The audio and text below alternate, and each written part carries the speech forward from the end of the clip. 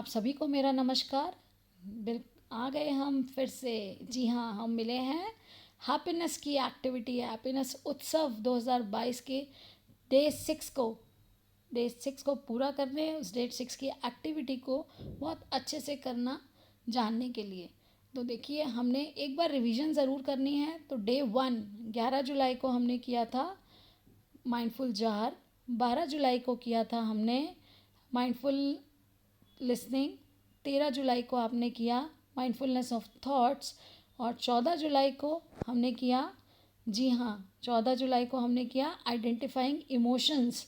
और 15 जुलाई को उन्हीं इमोशंस को जिनको आपने आइडेंटिफाई किया, उन इमोशंस के अनुसार आपने जाना और फिर सहज भाव वाले हमारे हैप्पी एक्सपीरियंसेस को हमने कलेक्ट किया, वापस रिकलेक्ट किया, जाना कि कब कब कौन कौन सी ऐसी स्थिति है या ऐसी जगह है जब आपको बहुत अच्छा महसूस होता है, आप एक अच्छा एहसास, खुशी का एहसास लेते हैं।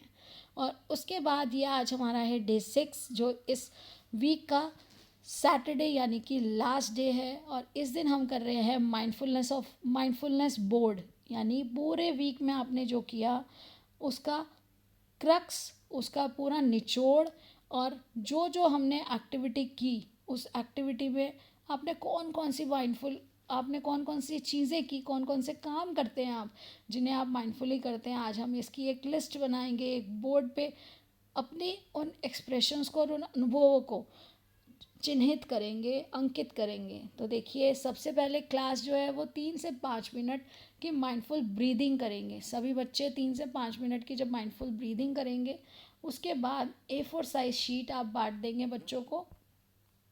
A4 साइज शीट बांटने के बाद, या आप बच्चों से भी मंगवा सकते हैं, A4 साइज शीट पे बच्चे इस सप्ताह में कौन कौन सी चीज़ें माइंडफुली करी, उन्होंने कौन कौन सी चीज़ें की थी जो माइंडफुलनेस के साथ की थी, ध्यान देकर की थी। चित्र बनाना, पढ़ाई लिखाई, खाना पीना, खेलना, उसमें क्या क्या कहाँ, यानी कि किस तरह से उन्होंने ध्यान दिया हर काम को करने में, इन चीज़ों को वो चित्र बनाकर व्यक्त करेंगे। 4 से 5 बच्चों के समूह को हम बच्चों को पूरा चर्चा करने का मौका देंगे। बच्चे डिस्कस करेंगे इस बात पर कि कौन कौन सी चीज़ें थी जो उन्होंने की इस पूरे सप्ताह में, जिन्हें उन्होंने बहुत अच्छे से ध्यान देकर माइंडफुली किया। उसके बाद बच्चों के जो अनुभव हैं, जो उन्होंने चर्चा का निष्कर्ष निकाला, उसे साझा किया जाएगा क्लास में। उसे साझा करने के बाद बच्चे अपनी हैप्पीनेस डायरी भरेंगे, जिसमें हैप्पीनेस डायरी में बच्चों को सभी कार्यों को लिखना है जो सप्ताह में उन्होंने माइंडफुली करने का प्रयास किया है, या फिर उनका चित्र बना सकते हैं वो बच्चे। देखिए, या तो वो बच्चे उस सप्ताह में की गई उस एक्टिविटी का चित्र बनाएंगे, नहीं तो वो बच्चे उसको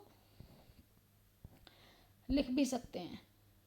तो ये देखिए, अगले सप्ताह में ध्यान देकर, और आपको क्या करना है इसमें डायरी में, अभी आपने जो किया, आपने जो जो एक्टिविटीज़ की जिसको माइंडफुली किया, सब बच्चों से चर्चा की बच्चों ने, इसके बाद कुछ ऐसी एक्टिविटीज़ निकल कर आएंगी जो शायद कुछ बच्चों ने उसे माइंडफुली नहीं किया, दूसरों ने किया है, तो अब वो भी प्रेरित होंगे, बाकी बच्चे भी चर्चा के उपरांत प्रेरित होंगे कि हम उन कामों को भी, जो बचे हुए काम हैं जिन्हें हम अभी तक माइंडफुली नहीं कर रहे थे, अगले सप्ताह से माइंडफुली करने का प्रयास करेंगे। तो बच्चों को उसकी भी लिस्ट बनानी है जो वो आने वाले सप्ताह में, आप अगले सप्ताह में ध्यान देकर माइंडफुली करने का प्रयास करेंगे। आप चाहें तो चित्र भी बना सकते हैं। तो बच्चे अपनी प्लानिंग करेंगे कि क्या क्या काम वो माइंडफुली कर सकते हैं। उसके बाद उन्हें यही एक्टिविटी घर जाकर कम से कम 5 लोगों को करवानी है। जब विद्यार्थी अपनी ड्राइंग पर चर्चा कर लें, जब बच्चे ये ड्राइंग बना लेंगे कि वो क्या आगे चलकर काम माइंडफुली करना चाहते हैं, ध्यान देकर अच्छी तरह से करेंगे, वो अच्छे से प्रदर्शित कर लेंगे, तो हमें ये सारी जो एंट्रीज़ हैं, जो बच्चों के रिफ्लेक्शन है, उसको हैप्पीनेस उत्सव गैलरी में डिस्प्ले करना है। सभी के जो बच्चों के अनुभव हैं उन्हें हम हैप्पीनेस उत्सव की जो गैलरी हमारे स्कूल में हमने बनाई है उसमें डिस्प्ले करना है। बच्चों के रूम में डिस्प्ले बोर्ड पे हम अपने हैप्पीनेस की जो रिफ्लेक्शंस है, जो बच्चों के एक्सप्रेशंस है, उसे डिस्प्ले करेंगे।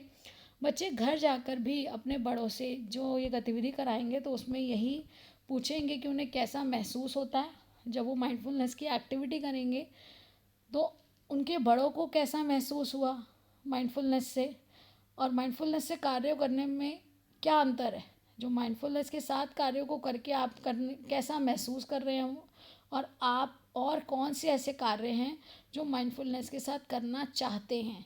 जब बड़े भी उनको अपने अनुभव बताएंगे, वो घर पे चर्चा करेंगे, तो ज़्यादा से ज़्यादा उनके व्यक्तित्व का विकास होगा। बच्चे इस चीज़ पर जितना डिस्कस करेंगे, हम जिस चीज़ को जितनी बार बोलते हैं, हमारे ब्रेन में उसका इम्प्रेशन बन जाता है और धीरे धीरे वो हमारी हैबिट फॉर्म होती है और हम उस चीज़ को फॉलो करना शुरू कर देते हैं। जब बच्चे जान जाएंगे कि इस चीज़ का कितना महत्व है, तो बच्चे धीरे धीरे इसे अपने स्वभाव में, अपने व्यक्तित्व में ढालने की कोशिश करेंगे। आशा करती हूँ कि आपकी गतिविधि बहुत अच्छे से होगी, आपको अच्छे से समझ आ गया होगा और आप इसको करके इंजॉय करेंगे। Keep learning and enjoying. Stay blessed and healthy. Thank you. Have a nice day.